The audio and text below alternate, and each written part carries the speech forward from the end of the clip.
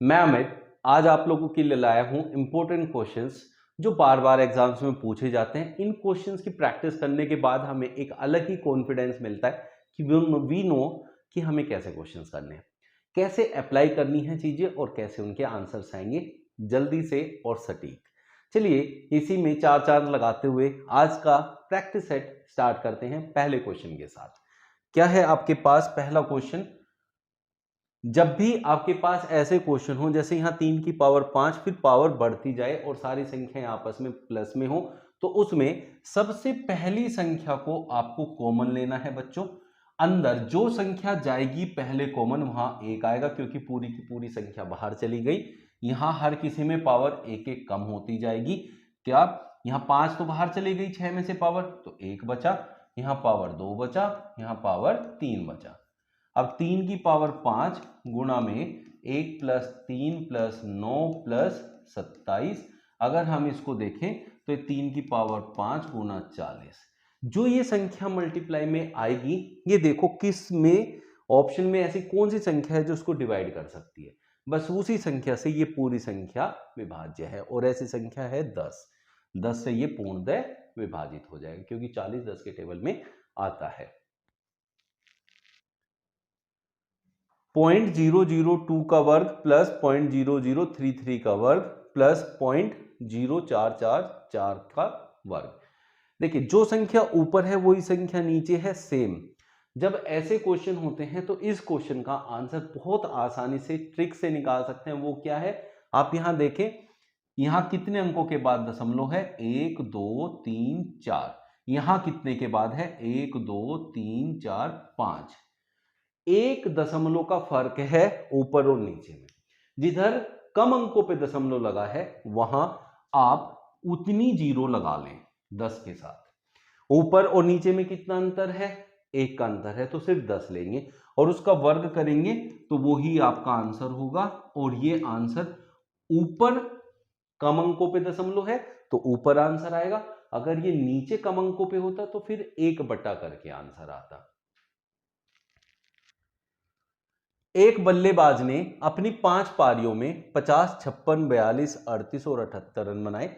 उसे 60 का औसत प्राप्त करने के लिए अपनी छठी पारी में कितना स्कोर करने की आवश्यकता है?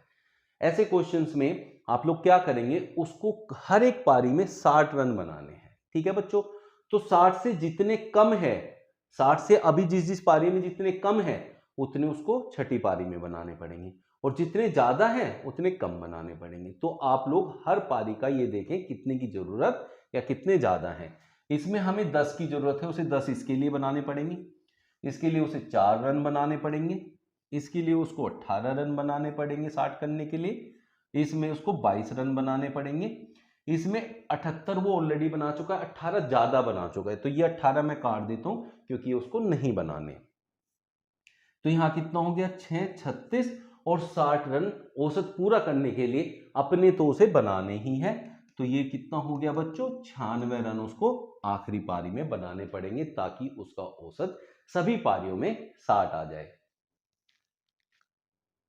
एक स्कूल में 10वीं कक्षा में 4 सेक्शन है ABCD। प्रत्येक सेक्शन में 30 विद्यार्थी हैं।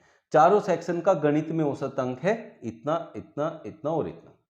मतलब चारों सेक्शन का अलग अलग औसत दे रखा है। अब आपसे सब सेक्शन को मिला के क्या औसत आएगा वो पूछा है। तो ऐसे में बच्चे क्या गलती करते हैं, इस 30 की गुणा करके इसमें इसका टोटल निकालते हैं, फिर इसका, फिर उसका, फिर उसका, फिर सबको जोड़ते हैं और 120 से भाग करते हैं। टोटल 120 बच्चे हुए। ऐसा आपको नहीं करना है। जब हर एक कक्षा में बराबर बराबर बच्चे हों तब इस 30 को छोड़ दीजिए, भूल जाइए। अब देखिए कितना, जो सभी क्लासेस का अलग अलग औसत है उन सबको जोड़ दीजिए और जितनी क्लासेस है सिर्फ उससे भाग कर दीजिए। 5 और 1 6, 6 12 और 8 20, 2 कैरी हो गया। यहां देखिए 6 9 15 और 2 17 और 9 26, 2 कैरी हो गया। 9 2 11, 11 9 20, 9 29 और 8 37। इसे भाग करना है 4 से। 4 9 36, 4 चौक 16। तो ऑप्शन ए आपका करेक्ट आंसर बनेगा। यहां संख्या 10, 16 और 20 का चतुर्थ समानुपाती क्या होगा? जब भी आपसे चतुर्थ समानुपाती पूछता है तब हमेशा दूसरे और तीसरे नंबर की संख्या ले लेंगे 16, 20 उनकी गुणा हमेशा पहली संख्या से भाग कर दें तो आपको मिलेगा आपका चतुर्थ समानुपाती, जो कि आंसर ए हो गया। तो इसका मतलब अगर इसे ए बोले, इसे बी, इसे सी, तो इसका मतलब बी इंटू सी बटा ए आपका आंसर होता है इसके अंदर। जब पहली संख्या का 20% दूसरी संख्या में जोड़ा जाता है तो दूसरी संख्या 50% बढ़ जाती है। दूसरी संख्या 50% बढ़ने का मतलब बच्चों ये होता है कि वो अपनी आधी बढ़ गई। अगर 4 है तो 2 बढ़ गई, 100 है तो 50 बढ़ गई, ऐसे होता है। तो अगर हम ऑप्शन से इस क्वेश्चन को करेंगे, हमेशा ऑप्शन से, तो ऑप्शन में दूसरी संख्या अपनी 50% बढ़ गई, मतलब यहां अगर 2 है तो ये कितनी हो जाएगी 3, ये 5 है तो कितनी हो जाएगी 7.5, ऐसे करके। तो ऑप्शन से कैसे करेंगे, उसने कहा जब पहली संख्या का 20%, तो इसका मतलब क्या हुआ, पहली संख्या का 20% इसके बराबर होगा। ठीक है बच्चों, किसके बराबर, जितनी इसमें बढ़ोतरी हुई है वो हुई है 1 की। 5 का 20% कितना होता है, 1 ही होता है, 5 दूनी 10, तो इसका मतलब पहला ऑप्शन आपका यहां करेक्ट आंसर हो जाएगा। आलू की प्रति किलोग्राम दर 18 से बढ़कर 25 हो गई। जब रेट बढ़ता है और आपको उतने ही रुपए में खर्चा चलाना होता है तो हमें खपत कम करनी होती है। ये उसी का क्वेश्चन है। आलू के उपयोग में कितने प्रतिशत की कमी की जाए ताकि खर्च ना बढ़े। तो ऐसे क्वेश्चंस में बच्चों आपको क्या लेना है, जितनी यहां रेट में बढ़ोतरी हुई है उसका अंतर हमेशा ऊपर लेना है, डिवाइडेड बाय। अगर वो लास्ट में कह रहा है प्रतिशत की कमी की जाए, कमी करने के लिए कह रहा है तो इनमें से बड़ी संख्या बटे में आएगी, और अगर वो बढ़ोतरी करने के लिए कहता तो हमेशा छोटी संख्या नीचे आएगी। और गुणा 100 कर दीजिए तो प्रतिशत बढ़ोतरी या कमी आपको यहां से मिल जाती है 7 चौक 28%, जो कि ऑप्शन डी में दिया हुआ है। एक संख्या के मान में 5% की वृद्धि और एक संख्या के मान में 15% की कमी के बीच का अंतर है 9। जब भी बच्चों संख्या में एक तरफ तो बढ़ोतरी हो रही हो, एक तरफ कमी आ रही हो, तो उनका अंतर हमेशा उनका योग होता है। जैसे अगर मैं 100% की बात करूं, 100% में 5% की वृद्धि होकर वो 105 हो गया बच्चों, 15% की कमी होकर वो 85 रह गया। अब आप देखिए यहां का अंतर कितना है, इन दोनों का अंतर कितना है, देखिएगा ध्यान से, 85 और 105 का अंतर कितना है, 20 का अंतर है। देखिएगा 20 का अंतर है इन दोनों में, तो इन दोनों को ऐड करके आया, सब्ट्रैक्ट नहीं करना है। जब एक में कमी और एक में बढ़ोतरी होती है तो उनका अंतर हमेशा उनको जोड़ के आता है। तो यहाँ इन दोनों को जोड़ेंगे तो 20% की यहाँ अंतर आ रहा है, और वो कह रहा है अंतर 9 के बराबर है। इसका मतलब प्रतिशत में 20%, संख्या में 9, तो हम कहेंगे 20% जो है 9 के बराबर है। कुल संख्या होती है 100%, तो 5 की गुणा करो 100% बना लो। इधर हो गया 100% और इधर हो गया 45, तो वो संख्या कितनी है बच्चों, 45 है। एक कंपनी में एक मशीन के मूल्य में हर साल 10% मूल्यह्रास हो जाता है, मतलब उसकी जो भी वैल्यू है वो 10% कम हो जाती है हर साल। अगर 10% की कमी आती है तो कितना रहते वो संख्या, 90%, तो 90% बच जाती है। 2 लाख रुपए अभी उसकी वैल्यू है, तो 2 साल के बाद बताइए, तो अभी जितनी वैल्यू है उसका 90% अगली साल रह जाएगी, फिर जो टोटल आएगा उसका भी 90% उससे अगली साल रह जाएगी। तो ऐसे क्वेश्चन में यहां 2 लाख लिखें, जो उसकी आज की वर्तमान मूल्य है, गुणा में 90/100 पहली साल, फिर इसी में दूसरी साल की भी गुणा कर दे, यहीं से आपका आंसर मिलेगा। ये सब सोल्व करेंगे एक साथ, जितनी साल होगी उतनी साल तक ऐसे करते रहेंगे। इसको सोल्व करें बच्चों, 1 2 3 4 162, तो 1,62,000 रह जाएगी वो संख्या कितने साल बाद, 2 साल बाद। एक वस्तु कर्मिक छूट की 2 योजनाएं 25% और उसके बाद 30%, तो हमें क्या लगता है 25% छूट मिली फिर 30%, तो हमें 55% छूट मिली। ऐसा नहीं होता है बच्चों, क्योंकि 25% मिलने के बाद वो 100 में से 75 रह गई, उस पर फिर 30% मिलता है, तो इसका मतलब 55% नहीं होता है। कैसे निकालते हैं, 25% मिला फिर 30% मिला 55, इसमें से माइनस करना होता है इन दोनों की गुणा बटे में 100 बच्चों, ये होता है 25 3 75, तो 7.5 इसमें से माइनस करेंगे तो 47.5 बच गया। इतनी परसेंट छूट मिली है, जबकि हमें लग रहा है 55% की छूट मिली है। पहले केस में इतनी छूट मिली है। दूसरा वो कह रहा है 25% और उसके बाद 20%। 25 प्लस 20 तो हमें लगा 45, लेकिन इसमें से माइनस होगा 25 गुणा 20/100। तो कितना हो गया बच्चों, यहां देखें तो 0, 2 पंजे 10, 5 पंजे 25, 45 5 40।